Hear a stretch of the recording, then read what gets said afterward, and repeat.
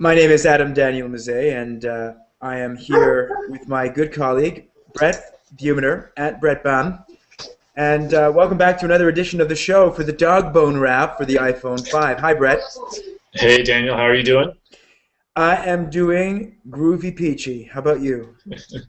It's a nice sunny Saturday afternoon here in the dead of winter, and it's like 65 degrees out. So global warming's in full effect for us here. How are things where you are? Things are minus 7 degrees Celsius, which is probably 25 Fahrenheit.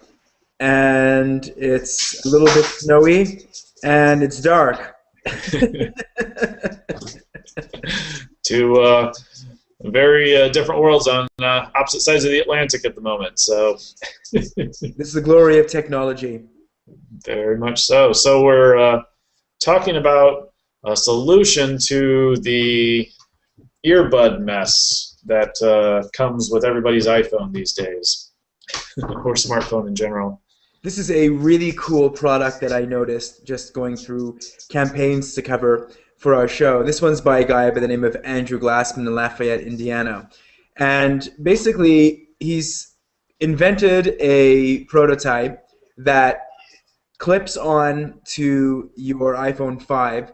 What is not indicated is whether it actually works with the 4S or with the 3 if some people are still... There's a picture, one of the pictures of it, I don't think it actually states it, but one of the pictures shows what looks to be adapters for the 4 or 4S as well. But it wasn't real apparent, and I wouldn't necessarily stake my life on it. So the idea is that, you know, when you're stuffing your earbuds into your case, your bag, your purse, your wallet, your pocket, it gets all tangled up, and you spend, I don't know, upwards of 30 seconds or so trying to untangle it, maybe a minute, you know, and for people that are constantly on the go, that are putting on their earbuds, taking off their earbuds, getting on public transport, perhaps, you know, just like a walk, a commute, whatever it is, that's kind of an annoying thing that this particular invention seeks to solve. We're basically, and you can watch the pledge video, you wrap it, it's kind of like two horns, you know, like you wrap it around the dog bone, and it's such a silly little toy that most people don't even think about how obvious it is, but Andrew's done the great work of getting around the obvious and molding something that actually is extremely useful, like extremely useful to most people, as opposed to wrapping it around the actual phone unit itself. Let's show everybody real quick. Yeah. Just I'll do a quick screen share just to help people see what it is we're talking about. As I pop into screen share. So here's the little gadget, little plastic piece, relatively unassuming. And here, by the way, is that image I mentioned. You'll notice these seem to show, you know, the iPhone 5 adapter, that new plug, that infamous new plug that's causing everybody to buy new cables. And here's a couple over here that have a wider, I'm not sure if it's visible in this screenshot all the way, but that looks like it might fit some of the older products. But as I'm not going to play the video, but I'm going to advance through it just a little bit if possible. There comes a point where it shows it attached to the device, and then you wrap the cord around. So that's the general concept of what we're talking about with this particular this little plastic doodad. It's extremely useful. Bottom line, it's extremely useful, and I think for $5, for $12, you actually receive the dog bone, and then adding another $5, that was it, on top for shipping. If you're shipping internationally, which, you know, anywhere outside of the U.S.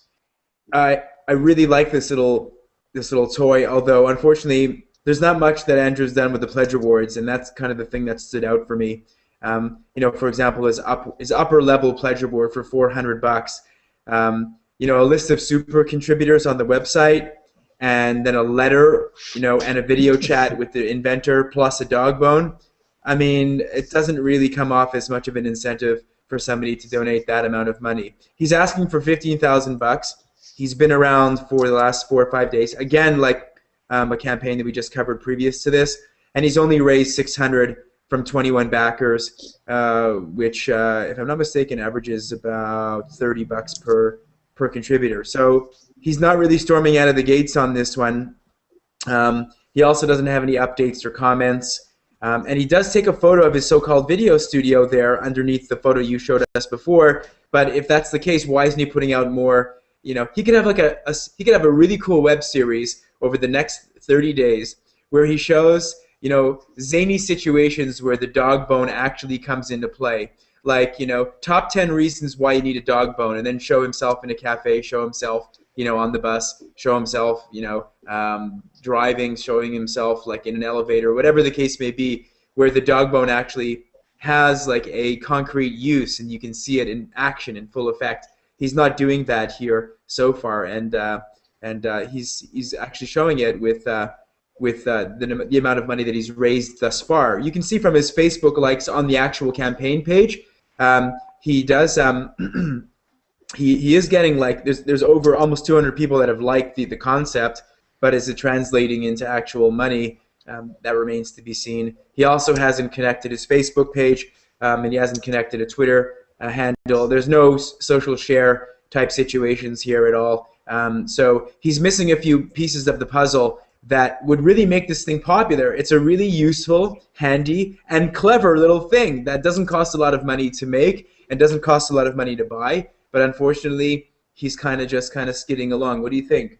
Well, I've got a couple of thoughts that kind of come to mind. First, I like the concept because I use, I've got some Skull Candy headphones that I use all the time, and they're always getting tangled up.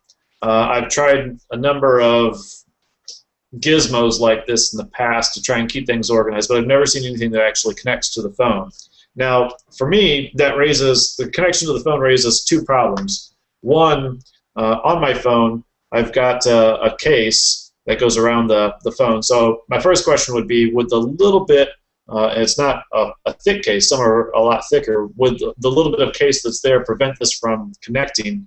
And the other is, sometimes I carry my phone in my pocket. Sometimes I use a Batman thing that straps on my belt and kind of hooks on there, which would obviously then void the potential of wrapping my earbuds around it.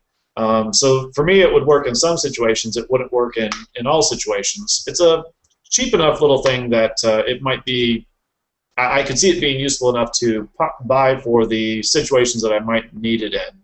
But in the example that they have in the video, they show a woman who's wrapping it up after pulling her headphones out of her purse, where it presumably got jumbled up with everything else. So the use case might make sense for some demographics and not all. On the flip side of this, I look at this and I say, basically, this is a little piece of plastic. And essentially, you're paying $12 to $17 for a little piece of plastic that you'd normally look for in the States in like a dollar store. You know, it'd be an afterthought that you'd buy at the point of checkout. It wouldn't necessarily be something you'd buy online to have shipped. And in this case, in the risks that they lay out, he's come up with this design, and he's gotten some quotes from some injection molding companies, probably in China. So ultimately, he's got to come up with a big enough order so that he can buy enough of these in bulk, so that they can then take a slow boat from China to the U.S., where he can then distribute it to whomever purchases this around the world. It seems to me that it might be a good way to get that idea off the ground, but it might be better even if he just went to China and looked for somebody that's already designed something similar and buy it from them in bulk, and then just start selling it through a Kickstarter storefront and calling it his own design. Not that he hasn't done that, I don't believe, but I think this is borderline useful in terms of how Kickstarter can be used to take an ingenious idea and do something special with it, getting help and support where it otherwise might be stalled, versus the next little plastic doodad that's probably going to be mass produced out of China no matter what. Who backs it or not? I could easily. I'm sure the Consumer Electronics Show here just ended in the States last week in Vegas. I'm sure there were probably 10 products that were very similar to this at that show, with a slightly different name and a slightly different name, and some of them were probably even given away as freebies at the booths. I've received a couple of those in years past, so I'm not sure how super innovative this is, and if it really stands the test of, does this need individual backing across Kickstarter or not? Yeah, just looking at it from a purely Kickstarter perspective without all of the details that you mentioned, since what we do here is we look at Kickstarter campaigns in Hmm. particular. I suspect that his fallback position in the event that he doesn't raise the ask amount is that he has some kind of a storefront operation and maybe an eBay tie-in where he can actually sell these things on a one-on-one basis. He probably have a lot better time kind of dropping mention in a number of key blogs, perhaps even doing some grassroots social media spread. Maybe even if he's thinking of the very big picture, imagining using this Kickstarter campaign to actually evangelize for his store. There's no store connection. I just looked at his Facebook fan page. There's only 5 likes, of which I just like myself. So I'm one of the 5. So he's only got 5 likes with no updates. Also, he doesn't have many updates, no updates on the page at all. Plus, if it doesn't look like he doesn't look like he has strategized a lot before actually launching this. Because if he had, he may have, like as you say, a store tie-in that at least can collect some of the runoff from people who couldn't be bothered to actually run through the Amazon payments rigmarole with Kickstarter, and that might actually just want to buy one of these things straight up, no Kickstarter involvement whatsoever, no commission withholding, no all that yickety yak. He just wants to buy the dog bone with the horns. I mean, that's it. So there's no provision for that whatsoever. I would put the question to Andrew and say, what have you done in the event that you don't actually make the campaign ask? So yeah, all these things together make me kind of have the reaction that he hasn't really put a lot of thought into the pledge awards. In fact, as he enters the upper levels, they seem like after the fact pledge awards, like he had to insert like at least half a dozen of them, so he just came up with a few off the top of his head. I mean, who would you donate $400 for a piece of plastic and then a chance to have a video chat? I mean, it just doesn't, with all due respect, Andrew, it just doesn't make sense that people would want to donate that kind of cash. And Yeah, in no, terms of that doesn't make sense. I mean, there's only, I think, so much that can be done with something. This is something that, if all goes super well, this is something that gets thrown in as an extra in an infomercial when somebody gets 10 other things. They get the full, set of other doodads for their iPhone, and then somebody throws in this as the extra thing on the infomercial, or this is the thing when you're at the checkout counter and waiting in line to check out, that you see 100 things on a shelf next to you, all about the same price, between $1 and $10, that you think, oh yeah, that would be kind of handy, and you buy it and you take it home, and you either realize, oh, I wasted my money, or oh, that was useful and I only paid a couple bucks for it, or something like that. I'm not sure that this is innovative enough to merit a crowd-sourced backing from people. This is one where he's looking for 15 grand. The injection molding initial order is probably somewhere in the range of $5,000 to $8,000. If you believe in it that much, pony up your credit card and go buy a batch of them and start selling them wherever you can, and then do the next one. I think to a certain extent, there's good reason to get some help from the crowd on Kickstarter, but I think it also makes it a little too easy for that entrepreneur that isn't willing to put their money where their mouth is a little bit and take that gamble, which kind of cuts through some of the chaff just a little bit. I think it's got a lot of merit, and like I said, I would probably be one of the people in the target market. I can see the benefit of it, but I'm not so sure that I want to gamble $17, $12 plus $5 shipping for something that wouldn't be delivered until May or June. Actually, I think they say May, but he doesn't even have these built yet. He doesn't have a contract with the injection molders or anything like that. He's just got quotes. So I could probably go find something at the store faster than he can get it to me. Yeah, I think you said it best. That pretty much sums up my thoughts. Andrew, I'm sorry to do this to you, but Not this time. It's not working. It's not working for us. Simple Dog LLC, Simple Dog Design LLC, your company should be selling this direct to consumer. Kickstarter's not your platform.